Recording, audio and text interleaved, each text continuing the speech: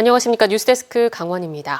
지난 제20대 대선에서 윤석열 전 대통령은 강릉의 외손자임을 내세우며 영동 지역을 파고들었습니다. 초고령 사회를 넘어 갈수록 노령층 인구가 늘어나는 영동 지역은 보수 지지 성향이 굳건해지며 묻지마 지지를 보내고 있습니다. 김인성 기자입니다. 윤석열 전 대통령은 대선 과정에 강원도를 찾을 때마다 강릉의 외손자임을 강조했습니다. 제가 여러분도 아시다시피 강릉의 외손 아니겠습니까? 저 어릴 때 추억이 배어있는 바로 이 장소에서 우리 시민 여러분들 모시고 대통령 선거 유세를 하게 돼서 정말 영광입니다. 대선 결과 영동 지역에서 압도적인 지지를 얻었고 친윤계인 권성동, 이철규, 이양수 3명의 영동 지역 국회의원들은 당내 핵심 세력으로 떠올랐습니다. 두 번의 탄핵을 경험하는 동안 이들의 태도는 180도 바뀌었습니다. 2017년 3월 10일 박근혜 전 대통령의 탄핵 심판 당시 국회 측 탄핵소추위원장인 권성동 의원은 국민이 맡긴 권력이 비선 실세들의 놀이개가 됐다며 탄핵을 주도했습니다. 대통령이든 그 누구이든지 간에 모든 국민은 법 앞에 평등하다는 이 국민 주권주의와 법치주의를 확인한 판결이다.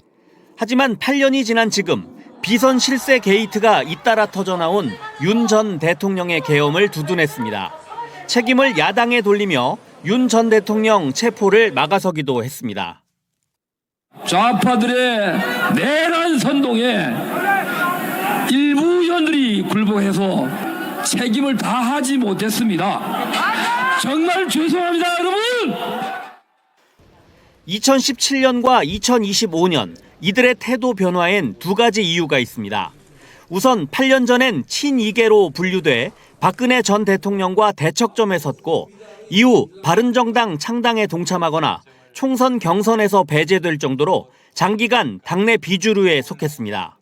하지만 윤 전 대통령을 통해 여권 내 핵심 세력, 이른바 윤핵관으로 부상하면서 이젠 권력 지키기에 나선 것으로 분석됩니다. 청년 인구 유출과 인구 4분의 1 이상이 노인 계층일 정도로 초고령화된 영동 지역 유권자층의 굳건한 보수 지지 성향은 이들 국회의원들이 국민 여론도 심지어 대통령의 중대한 헌법 위반도 두려워하지 않고 옹호하게 만들었습니다. 사실 내란은 옹호한 거잖아. 헌법재판소에서 여러 가지 판단이 나왔는데, 뭐 사고 한마디 없이 이어지고 있고, 다음 대선에서 이겨야겠다 이런 소리는 하고 있고, 내란 국면에서 자기들이 했던 행동들에 대해서 책임을 져야 되는 거지. 그래서 사과도 해야 되고, 그다음에 좀 근신도 해야 되고, 그렇죠. 탄핵 심판 선고가 있던 지난 4일, 강릉 월화거리에선 탄핵을 촉구하는 시민들의 집회가 열렸습니다. 지난해 12월 비상계엄 직후에 시작돼 크리스마스를 지나고 매서운 추위를 견디며 4개월간 20번의 집회를 이어갔습니다. 이날 집회 현장 인근에 있던 탄핵 반대 시민은 헌재의 선고를 지켜보며 너무 화가 나지만 탄핵 결정은 받아들이겠다고 결론을 내렸습니다. 화가 나면 그럼 지금 파면된 것에 대해서는 그냥 승복을 하시는 입장이신가요, 선생님은? 그렇죠. 이제 나라서 밤에 찌서 뭐 나서 봐야 뭐하. 헌법과 민주주의조차 버린 대통령과 이를 맹목적으로 따르는 지역 국회의원들에게 지역민들이 언제까지 묻지마 지지를 보낼지 궁금합니다. MBC 뉴스 김인성입니다. 태백시가 낙동강 발원지인 황지연못 인근에 새 랜드마크인 관광시설을 짓고 있습니다. 100억 원이 넘는 예산을 써 올해 안에 시설이 다 들어서는데 사업 효과에 의문도 제기되고 있습니다. 조규환 기자입니다. 태백 시내에 40m 높이의 큰 구조물이 세워졌습니다. 구조물 꼭대기와 이어지는 긴 다리도 놓였습니다. 구조물 안에는 엘리베이터와 계단이 설치됐고 스카이워크와 그네도 만들 예정입니다. 이 시설은 도심에 있는 낙동강 발원지인 황지연못 일대와 문화예술회관을 연결하는 역할을 하게 됩니다. 이른바 힐링시티 타워는 지난해부터 공사가 시작됐는데 무려 100억 원이 넘는 예산이 듭니다. 태백시는 이곳에서 황지연못 일대를 조망할 수 있고 복잡한 도심 가까이에 주차장도 더 확보돼 관광객과 주민 편의를 높일 것으로 기대합니다. 여름철 임시 개장을 통해서 올해 전체 준공을 계획하고 있습니다. 본 사업이 완료가 되면 문예회관과 도심 문화 공간을 연결하는 역할을 하게 될 것이며 중앙로의 고질적인 교통난 해소에도 상당한 도움이 될 것으로 판단하고 있습니다. 하지만 힐링시티 타워의 관광 효과에 대해 지역의 의구심이 적지 않습니다. 일부 지자체가 관광지나 마을의 접근성을 높이려고 설치한 대형 엘리베이터와 크게 다르지 않기 때문입니다. 지역의 랜드마크가 되기에는 상당히 좀 부족한 부분이 있습니다. 투자 대비 효과는 너무 약하지 않을까 좀 우려되는 부분이 있습니다. 이 때문에 힐링시티 타워를 활용해 황지연못과 자유시장 등의 관광객이 더 찾아오도록 고민이 필요하다는 지적도 있습니다. 태백시의 힐링시티 타워가 지역의 새 랜드마크로 자리매김할지 아니면 단순한 이동수단에 그칠지 벌써 기대와 우려가 교차하고 있습니다. MBC 뉴스 조규환입니다. 동해안 어민들이 남해에서 온 선망 어업인들과 갈등을 빚고 있습니다. 선망 어선들이 동해 앞바다로 몰려와 물고기 씨를 말리고 있다는 건데요. 어찌된 일인지 이준호 기자가 취재했습니다. 지난해 7월 촬영한 삼척시 원덕읍 앞바다. 생선 청어의 사체들이 바다 표면을 가득 메웠습니다. 강원도 어민들은 청어를 버린 건 남해안에서 온 근해 선망 어선들이라고 주장합니다. 이들이 배에다 실을 수 없을 만큼 싹쓸이 조업을 한 뒤 바다에 버렸다는 겁니다. 선망어업이란 여러 척의 배가 어군을 포위해 조업하는 것으로 문제가 된 소형 선망어선 역시 본선과 부속선 등 배 여러 척이 물고기떼를 둘러싸 조업합니다. 지역 어민은 이런 어선들이 동해로 몰려와 생태계를 초토화시킨다고 말합니다. 연안에 이제 산란하러 들어온 고기를 그렇게 마구잡이로 싹쓸이를 해가지고 가니까 연안 어민들은 앞으로 살 길이 없어요. 특히 어린 물고기가 많은 육지 가까운 연안에서 근해 선망 어선들을 몰아내지 않으면 물고기 씨가 마를 거라고 경고합니다.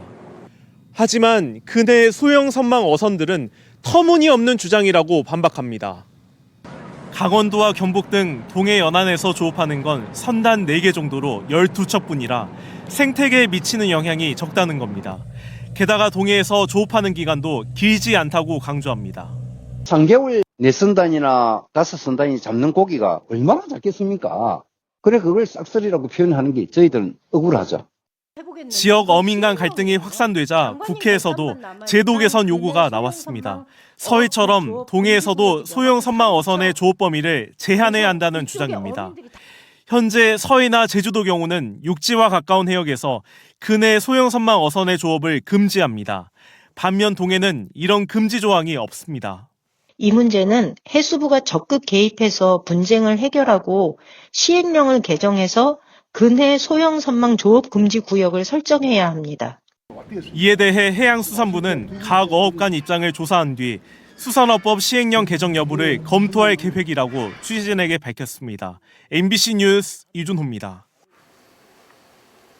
속초 대포 농공단지 식품공장에서 열흘 사이 2번의 화재가 발생했습니다. 먼저 발생한 공장 화재로 재산 피해만 18억 원이 넘는 걸로 추정되는데 또 비슷한 화재가 발생한 겁니다. 농공단지 건물들은 화재에 특히 취약하다고 하는데요. 이하라 기자가 취재했습니다. 자욱한 연기 사이로 시뻘건 불기둥이 솟구칩니다. 지난달 26일 속초 대포 농공단지의 한 식품 공장에서 불이 났습니다. 환자 이경 병원 이동 중입니다. 공장에 있던 근로자 등이 연기를 마셔 병원에서 치료를 받았지만 다행히 생명에는 지장이 없었습니다.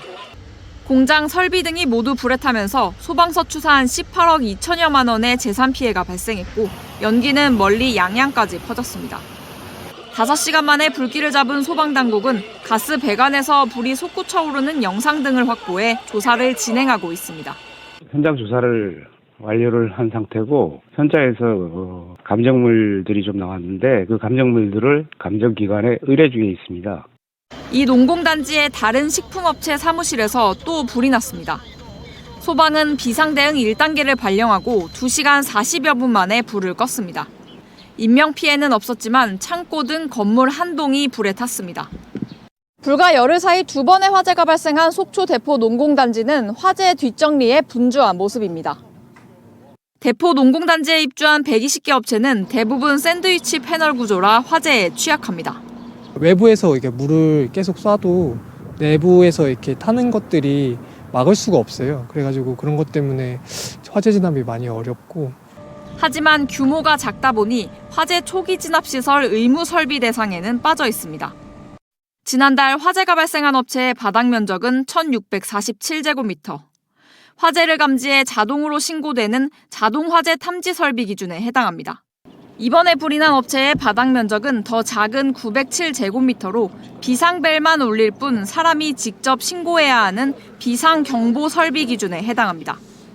두 업체 모두 바닥 면적이 5,000제곱미터가 되지 않아 건물 천장에서 자동으로 물을 뿌려주는 스프링클러는 없습니다. 농공단지 구조상 건물이 붙어 있어 자칫 불길이 번지기 쉽지만 기본 소방 설비가 부족해 한 번 불이 나면 속수무책일 가능성이 높습니다. MBC 뉴스 이하라입니다. 영동 지역에 강풍이 불며 산불 위험이 높아지자 산림청이 산불 진화용 헬기 석 대를 전진 배치했습니다. 산림청은 오늘 강릉 산림항공관리소에 담수량 8,000리터급 초대형 헬기 한 대를 배치했고 속초와 삼척에도 3,000리터급 헬기 한 대씩을 전진 배치했습니다. 이로써 영동 지역엔 초대형 헬기 2대 등 모두 6대의 헬기가 산불에 대비하고 있습니다. 오늘 오후 경남 하동에서 산불이 발생해 산림청 헬기 13대를 비롯해 전국의 진화 헬기들이 현장에 투입됐지만 영동 지역에 배치된 헬기들은 이번 강풍이 잦아들 때까지 영동 지역 산불에 대비할 계획입니다. 강원 동해안에서 서핑과 카누 등 해양 레저 활동을 위한 기상 융합 서비스가 제공됩니다. 강원도와 기상청은 동해안 6개 시군의 주요 서핑 장소, 해변의 기상 예보와 해양 환경 예보를 실시간 제공하는 기술 이전 협력을 통해 이달 중순부터 강원도청 홈페이지에서 정식 운영합니다. 해양 레저가 가능한 동해안 49개 해변의 수온과 기온, 바람, 파고 등 16개 기상 정보를 실시간 분석해 서핑 활동 분석과 해양 레저 위험도 등급 등이 제공됩니다. 동해시가 악성 민원에 시달리는 공무원들을 대상으로 심리 상담을 진행합니다. 이번 상담은 심리적 지원이 필요한 직원을 대상으로 개인별 심리 검사를 통해 맞춤형 상담 서비스를 제공하는 등 정서적 회복을 돕는 프로그램을 오는 12월까지 운영할 계획입니다. 동해시는 이번 상담 프로그램이 직원들의 단순 스트레스 완화 차원을 넘어 시민들의 안정된 행정 서비스를 제공하는 데 도움이 될 것으로 기대한다고 밝혔습니다. 속초시가 오늘 내년도 국도비 예산 확보 추진 상황 보고회를 개최했습니다. 속초시는 내년도 국도비 확보 목표액을 역대 최고 규모인 2천억 원으로 설정하고 부서별로 발굴 기획 중인 국도비 현안 사업 추진 상황을 점검하면서 내년도 예산 편성 일정에 맞춘 선제적 대응 전략을 논의했습니다. 내년 목표 국도비 예산은 올해보다 15.2%, 271억 원이 증가한 규모로 청초유원지 북측광장 시설물 정비 사업, 속초해변 관광거점 연계 사업, 상권 활성화 등 지역 경기 활성화와 주민 복리 증진에 중점을 두고 있습니다. 삼척시립박물관이 오는 21일까지 유물 구입을 위한 매도 신청을 받습니다. 구입 대상 유물은 삼척 지역 인물과 관련한 고문서와 문집, 향토지, 민화를 포함해 개항 이후부터 1972년 이전의 사진과 공문서, 홍보물 등입니다. 유물 구입 여부는 1차 서류 심사와 2차 유물 감정 평가를 거쳐 결정할 예정입니다.